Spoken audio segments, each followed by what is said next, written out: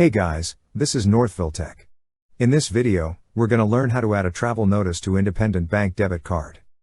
If you don't have an independent bank account, we will put our affiliate link in the description below for you to sign up and earn a $50 MasterCard reward card. But if you already have an account, just open the website, then log in with your user ID and password. Once you're logged in, you will see several tabs at the upper part of the screen. Click on e-Services.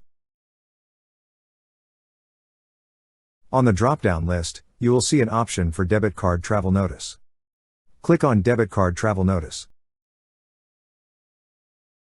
Now, enter all the required information. After that, click on Submit. And now you will see a message saying that your form has been submitted successfully.